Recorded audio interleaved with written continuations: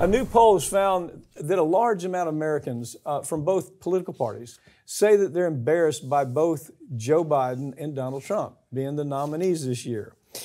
And I got to tell you something, it's nothing going to change. This is what we got. I mean, we're going to continue. I think, just to be clear, we're going to continue going after Biden until somebody has enough sense to say, look, let's replace Biden with somebody who's younger, somebody who's not drooling and bumping into things and can maybe finish a sentence, doesn't have sundowner syndrome. Let's replace them. But you can say the same thing with Trump. Yeah. Trump, every time he walks in a room, all it brings is Trump hysteria.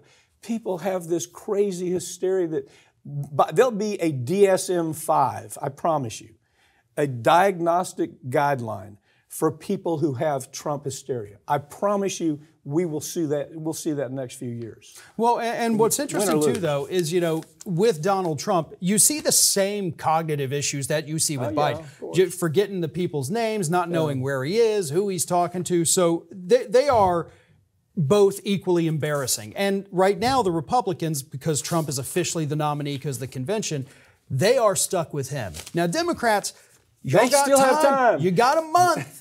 I mean, if you were to do it... Let me make as pissed off as people might be when we start talking about the idea, the idea of doing better. The idea of using your brain.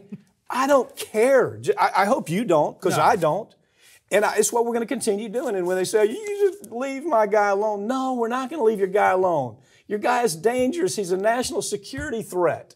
He barely can do his job after 8 o'clock at night. And the next person in line, oh, by the way, is Kamala Harris. Really?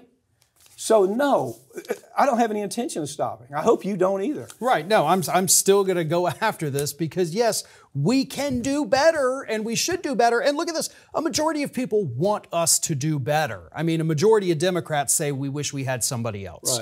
Right. But also, this wonderful new survey, 63% of voters say that both these men are embarrassments. Yeah.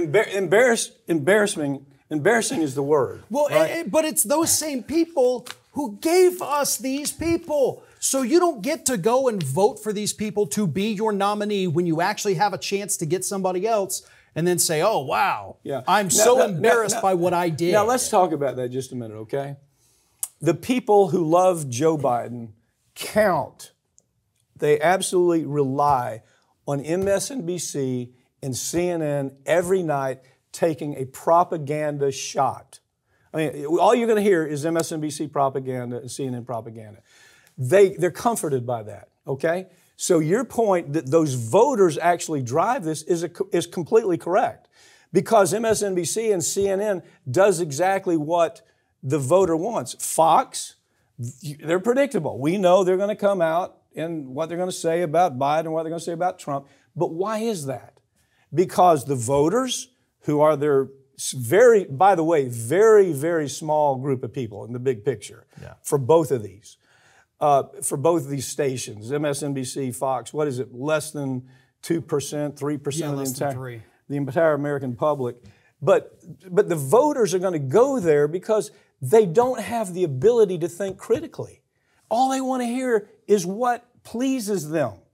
And if you say, it might please you, but it's ridiculous, and here's the problem, they can't even process that because they're not able to critically think. Yeah. Is it an entire generational issue, or has this always been the case? I mean, well, a lot of this is driven by the older generations. They are the ones who are tuning into the cable news. Yeah, true. And they're the ones who get so angry. When you bring up, hey, we have a chance to get a better person, they say, no, how dare you? Like, how dare I want somebody better that can beat Trump? Why is that bad for me?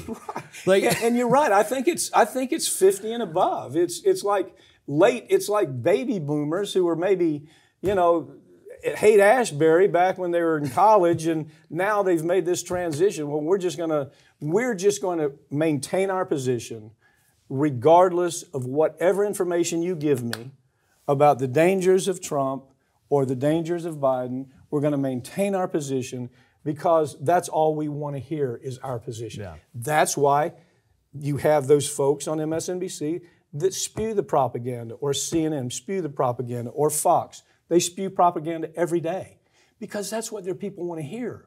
So indirectly, you have these voters who don't like either one that have created this problem. Yep. That's the way I see it. Farron, thanks. Thank you. That's all the time we have, but all these segments will be posted right here on this channel in coming weeks.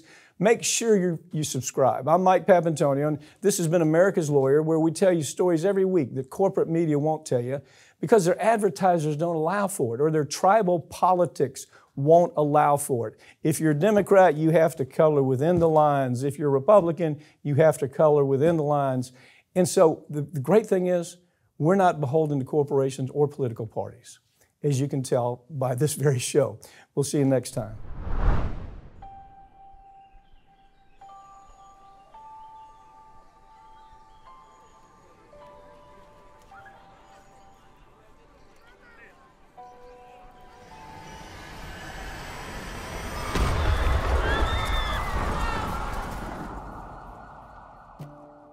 That it had helped dirty money flow through its branches around the world, including at least 800... Plaintiffs allege that the defendants provided money and medical goods to terrorist groups Hezbollah and Jaish al-Mahdi.